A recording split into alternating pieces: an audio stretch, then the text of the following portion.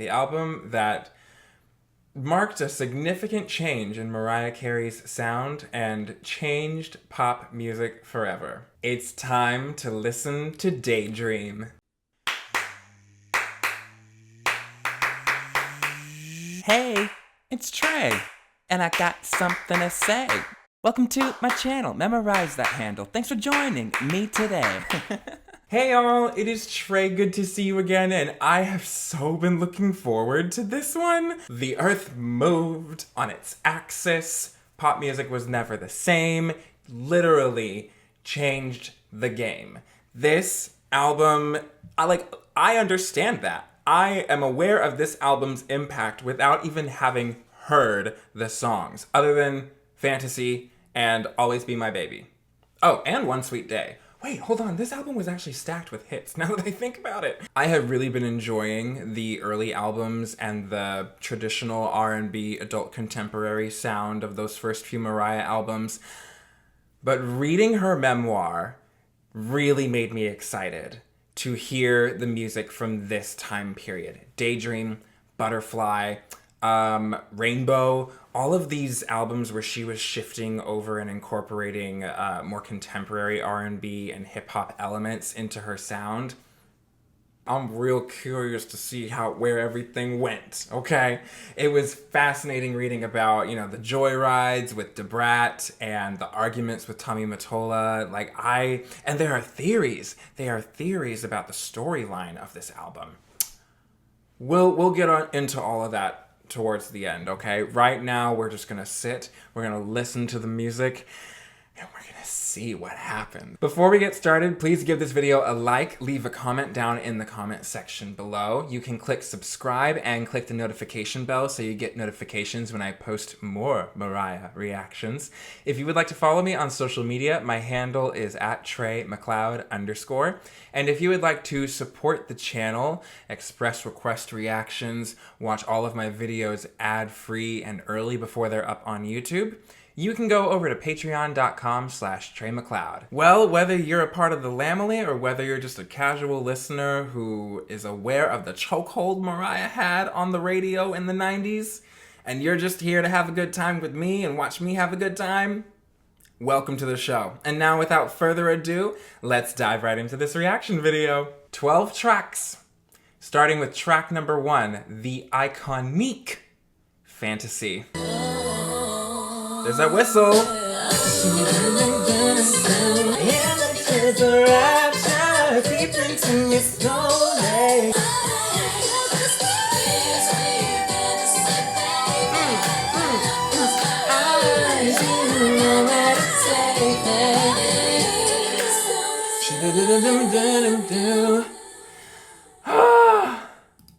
All right, Trey, take a breath, release it. Fantasy.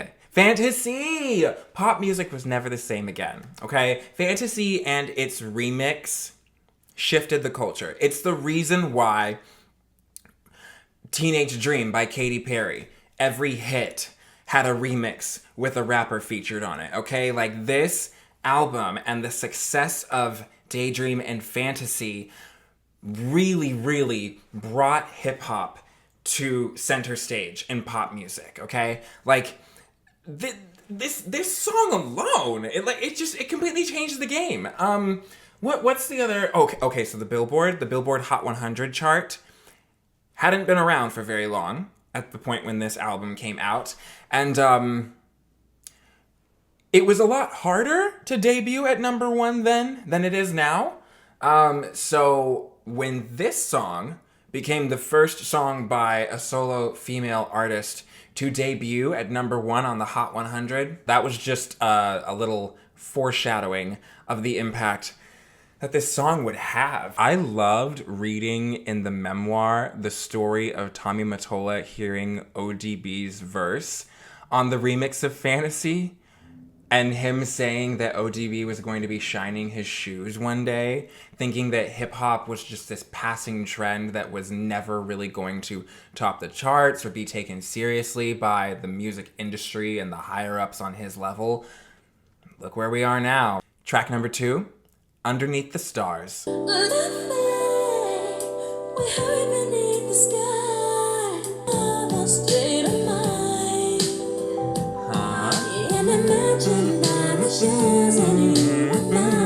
Oh, this is gonna be good.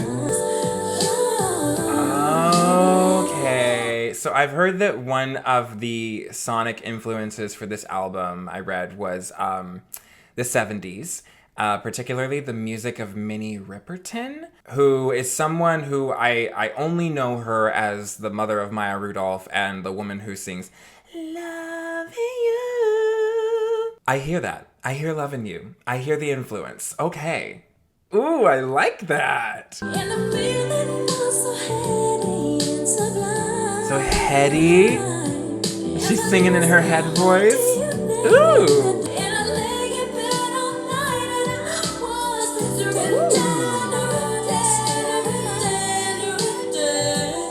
I felt like I was drifting underneath the stars with that. Yes, ma'am. I love the whistle layer over the outro. That was lush. That was luscious. Ooh.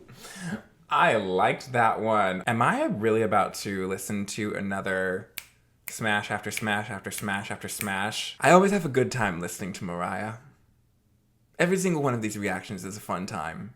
Moving forward now, track number 3, One Sweet Day with Boys to Men.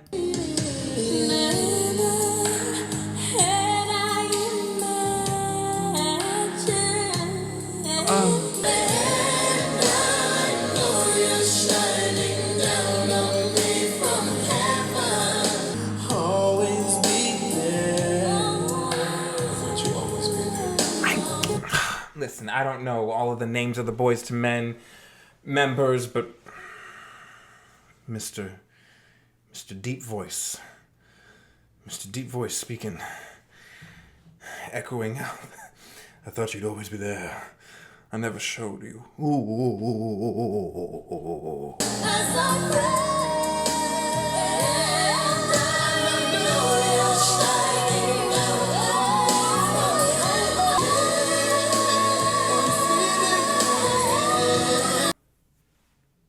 Yep. Longest running #1 single on the Billboard charts before Old Town Road broke the record. But One Sweet Day held the record for 23 years. 23 years.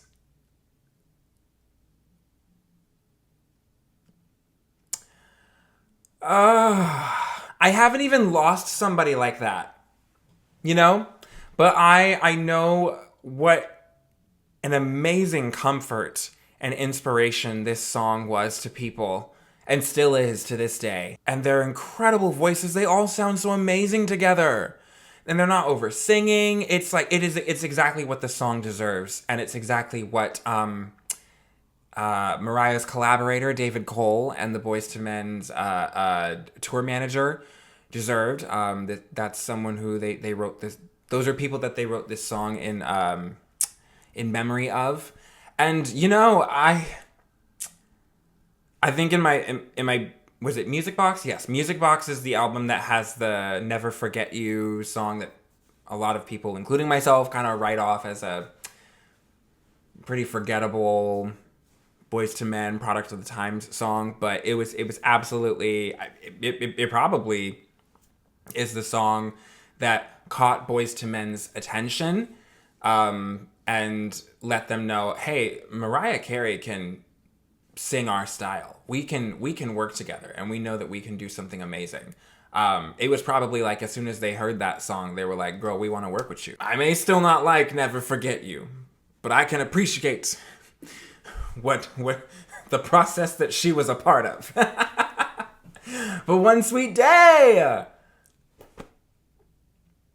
And I know you're shining. Dang, okay, I'm really about to get choked up again. Woo! Okay. Mariah, I don't know if I can handle some more emotional songs like that, but it looks like there's gonna be a few of them just based off of these song titles, all right? So, track number 4, Open Arms. Lying beside you, here in the dark, Oh, the echo. You're so sincere. Oh, wait. This is Open Arms by Journey. Oh! It's another cover. Okay. Oh. Knowing that, you're a sadist for putting this song right after One Sweet Day. Am I really about to cry through half of this album? I want to like this album so much, but it's making me so upset.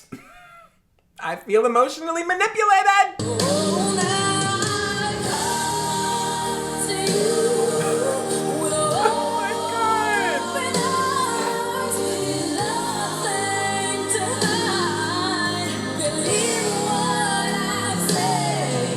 So here I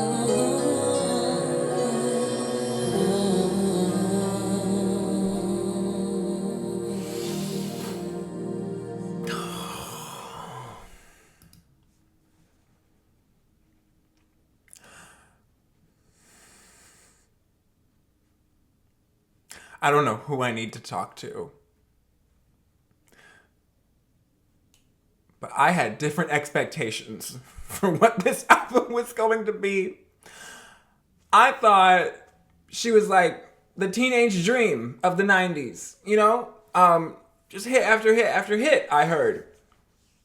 And I thought we were going to have some fun, some party songs. I heard Fantasy, and I was like, yeah. So there's going to be some of this, right? But everything since Fantasy has just been like dragging me through the dirt. Always Be My Baby is after this?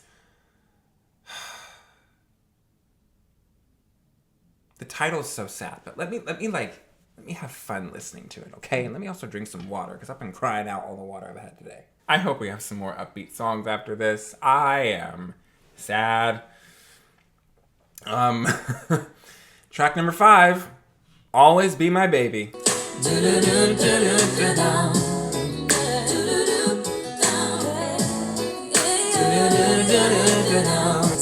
let you fly, 'cause I know in my heart, babe, our love will never die. No, you'll always be a part of me.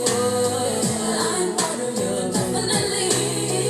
I don't think I've ever paid attention to the lyrics of this song before. The verses? This second verse, I've got the lyrics in front of me. It says, I ain't gonna cry no, and I won't beg you to stay. If you're determined to leave, boy, I will not stand in your way. But inevitably, you'll be back again, because I know in your heart, babe, our love will never end. Time can't erase a feeling this strong. Is this song about a relationship ending? Wait. It was used in the finale of Schitt's Creek, you know? And they sing it at the altar, but they just sing the chorus. So I only knew the words to the chorus.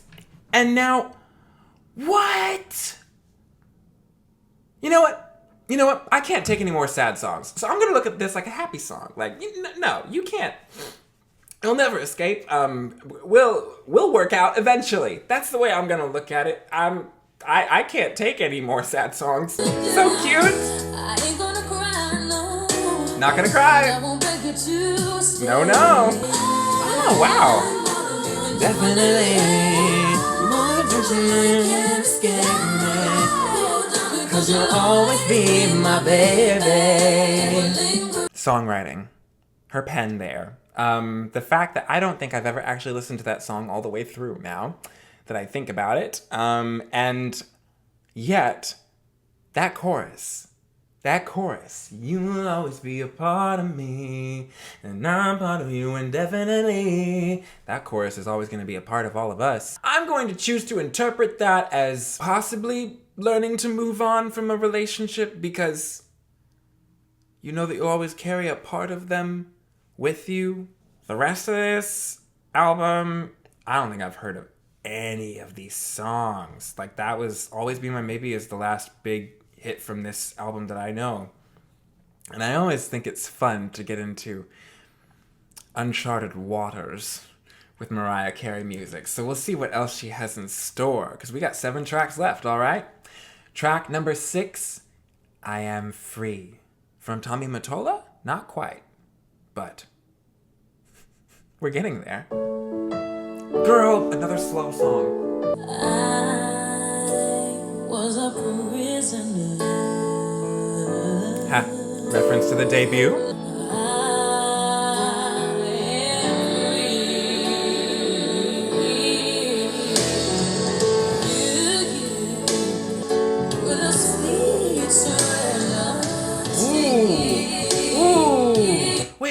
Wait, the sweet surrender.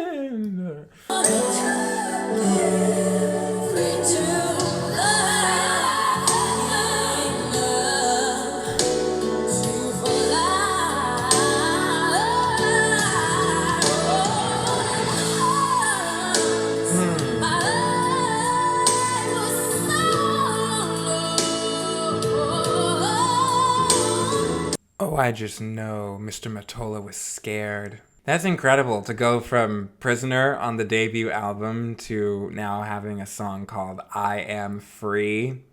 And then 10 years later, we got the emancipation of Mimi. For a long time, she's been about her emancipation. Man, she just does not miss. I can see why Daydream is that girl. Okay. Track number 7, When I Saw You. Ooh. Gazed into me, transcending space. Transcending? Is the lyric transcending? Was rendered still. Rendered. There See, were no words. her pen. When I saw you, when I saw you, I could not. Wait, the transition from the verse into the chorus. That was so smooth. I want to hear it again.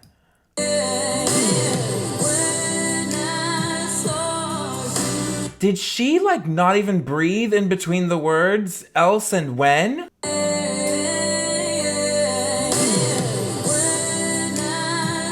It sure sounded like it. It was so smooth.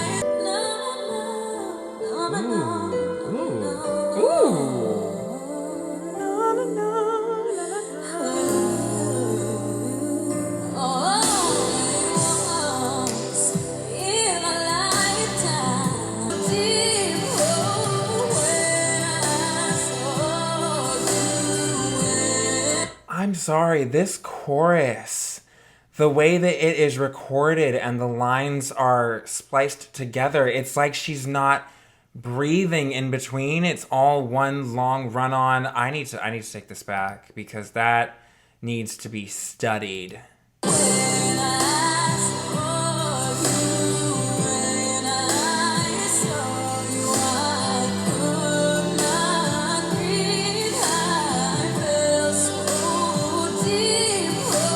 See, that's one of those things that is just so beautiful, and it's like, it's only going to be like that in the studio because you can't do that live, but it's a beautiful thing that you recorded and recreated in the studio. That's just amazing. I love that. When I Saw You, that really, the way that those lines of the chorus were strung together, it's like when one ended, the next one started, and there just wasn't space for breath in between.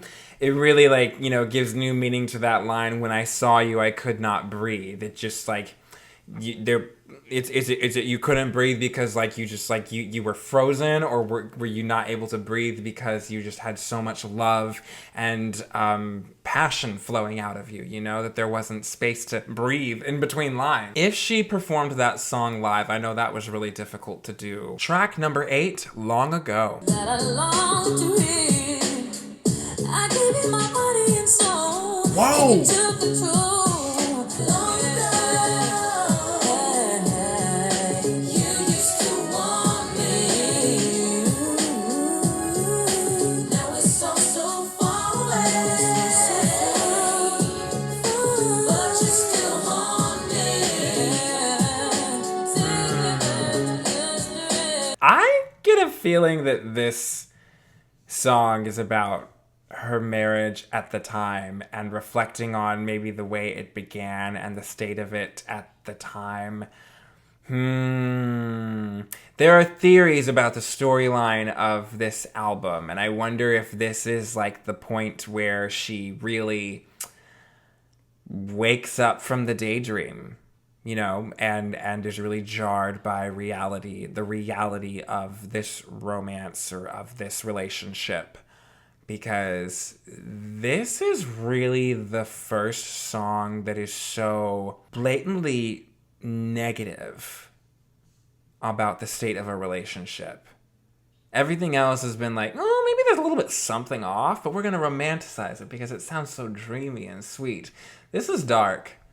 This is gritty. One of the most fascinating tracks on this album so far. It's so completely different from everything before it. The production on this song, the tone of this song is darker than anything before it. Maybe her darkest sounding song at this point in her career. It reminds me of Son of a Gun by Janet Jackson. That's like the dark energy it's giving me, the mood. Track number 9, Melt Away. Come to me when I get you off love, and suddenly that sensual tone. Listen, I talked about it on Merry Christmas. When Mariah goes low, it sounds so good down there. This just got real mature.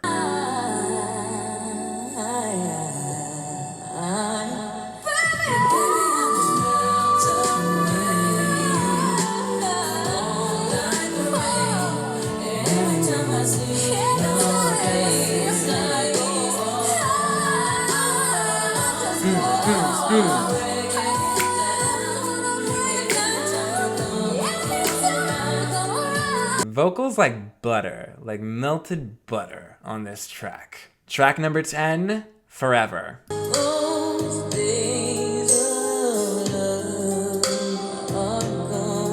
I like these chords.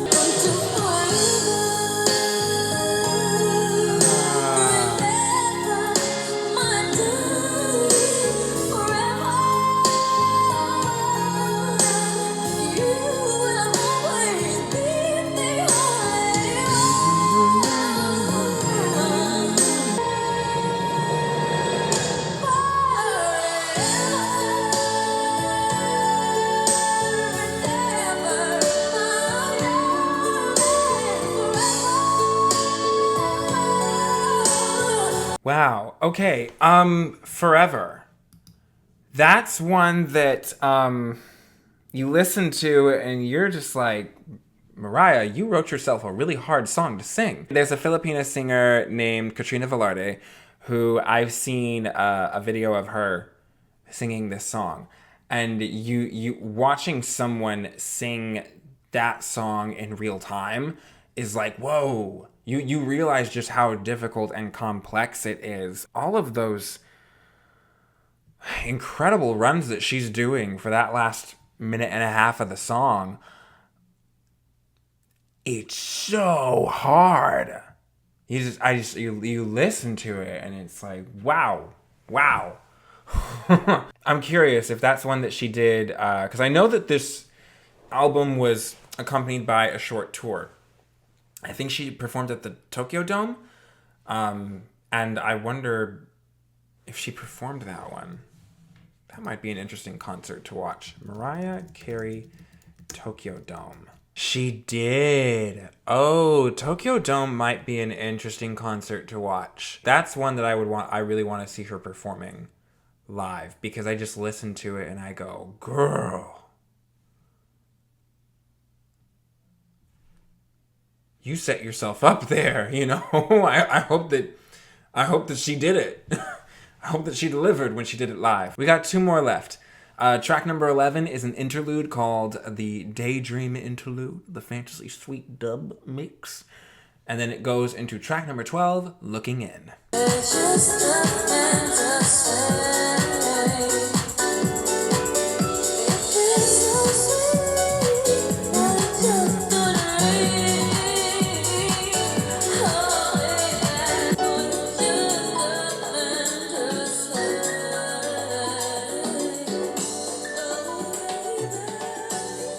interlude is interesting. I like the beat. Oh.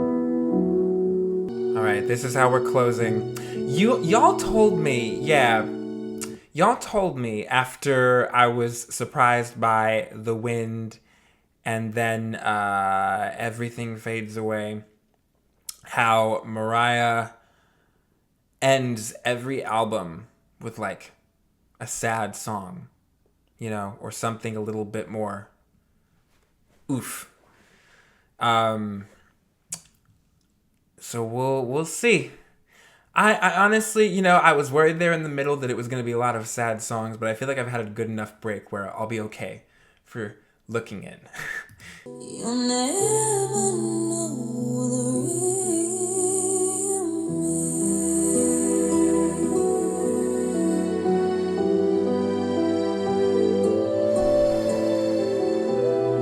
She smiles through 1,000 tears in a harbor that she waits in insecurity.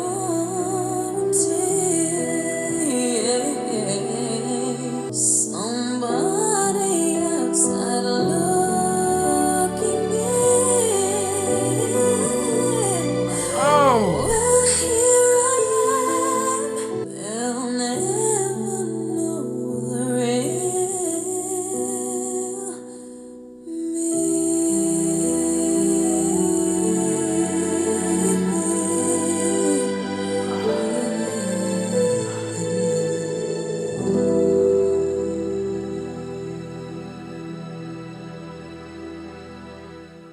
That's the end of Daydream. Wow. Wow. Wow, oh wow. Looking In is one that I actually think I remember her the little vocal clip from the audiobook. Some of the lines were in the middle and I was like, I've never heard that. Wow. Oh my gosh. That was Daydream. That was Daydream. I understand now, you know? I still remember well, I don't remember this, but what my dad told me is that he got this album for my mom as like a first anniversary gift, I think.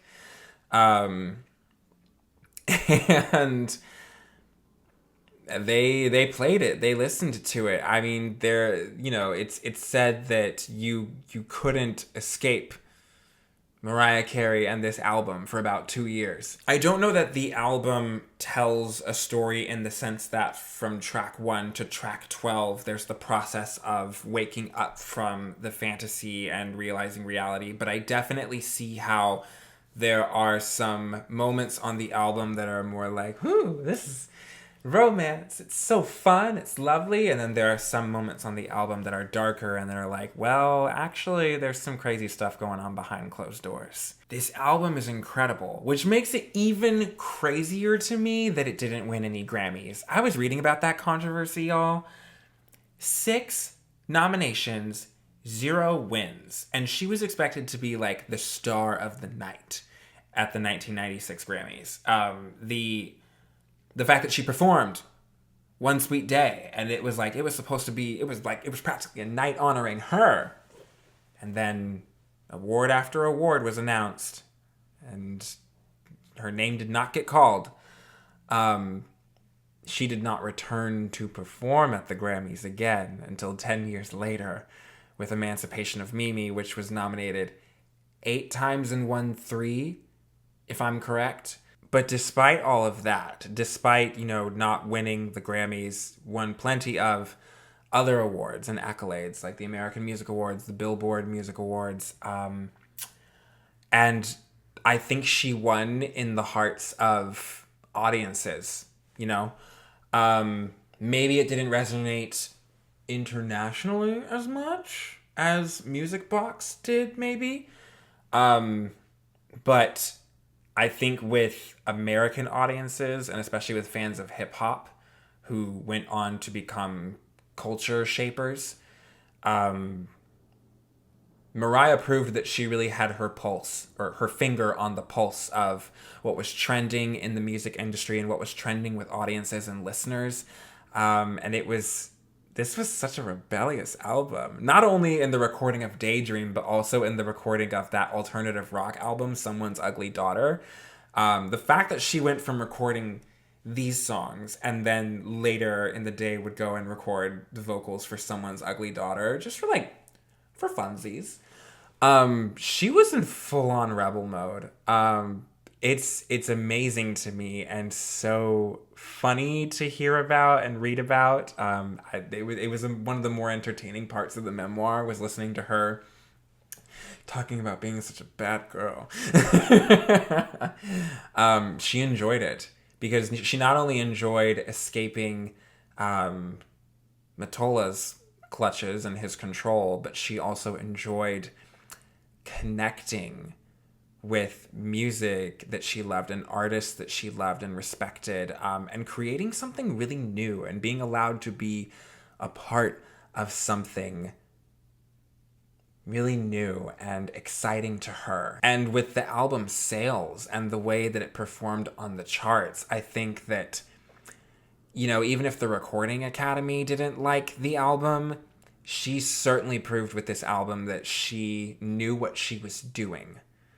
And that if they gave her more control and they allowed her to do more of the things that she wanted to do, which is basically saying, like, you liked fantasy? Well, if you want more like that, you have to give her some more control. And in the bigger picture, it also meant that the executives and the administrative powers of the music industry had to take seriously the people that Mariah took seriously. Because Mariah's like, listen, these people are hit makers, and they can make you money. So you should give them a seat at the table, okay? We have to appreciate Mariah for being an advocate in that way. I'm telling y'all, every time I listen to one of these albums, I'm just like, man, I'm so glad I know this exists now. Because this album is stacked. Even if I don't feel like crying, I will probably look up songs like Open Arms, One Sweet Day. They're just so good.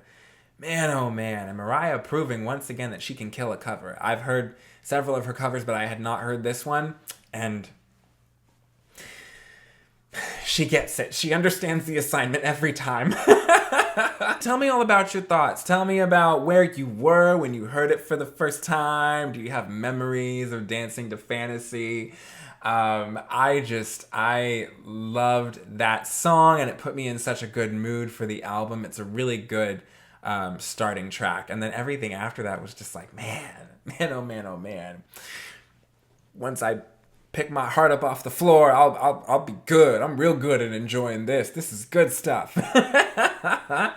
Tell me all about it, you guys. Thank you so much for watching this video, and let me know what you thought in the comments section below. Don't forget to like, share, and subscribe. Send me more stuff to react to, and I will see y'all again very, very soon. Bye!